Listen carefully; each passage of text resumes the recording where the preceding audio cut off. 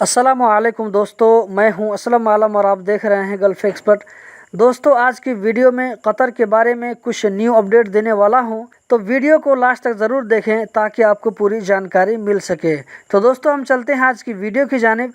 कई कतरी सिटीज़न की तरफ से कंप्लेन आ रहा है कि अभी के टाइम में हाउसमेड को लाने में बहुत ज़्यादा कॉस्ट पड़ रहा है। यहाँ तक कि 18 हज़ार रियाल तक खर्च आ रहा है, जो कि बहुत ज़्यादा है। इन लोगों ने कतर गवर्नमेंट से अपील की है कि इसकी तरफ तवज्जो दे और इस चीज़ को अपने कंट्रोल में ले, अपनी निगरानी में रखे।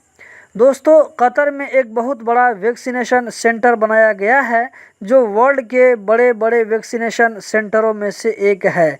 कल इसके ओपन होने की वजह से आज यानी 23 जून से लुसेल में जो ड्राइव थ्रू वैक्सीन दी जा रही थी कोविड-19 का सेकेंड डोज, आज इसकी सर्विस बंद हो जाएगी। आज सर्विस का आखिरी दिन है। इसी तरह अलवक्रा में जो वैक्सीन का सेकेंड डोज दिया जाता है ड्राइव थ्रू, वो भी 30 जून को इसकी सर्विस बंद हो जाएगी।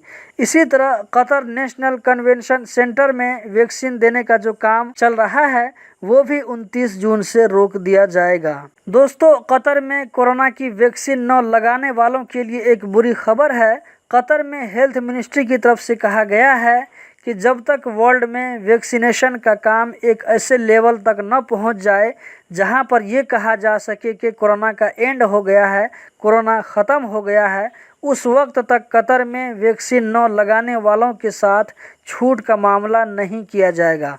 मतलब कतर में अभी जो बेनिफिट वैक्सीन लगाने वालों को मिल रहा है, वो आगे चलकर वैक्सीन न लगाने वालों को इतनी जल्दी मिलने वाला नहीं है। कतर में आज यानी 23 जून को पिछले 24 घंटों में 67 लोकल जबकि 87 बाहर से आने वालों में कोरोना का केस रजिस्टर्ड हुआ। पिछले 24 घंटों में 203 लोग इस वायरस से रिकवर हो गए। 2 डेथ का केस भी रजिस्टर्ड हुआ है।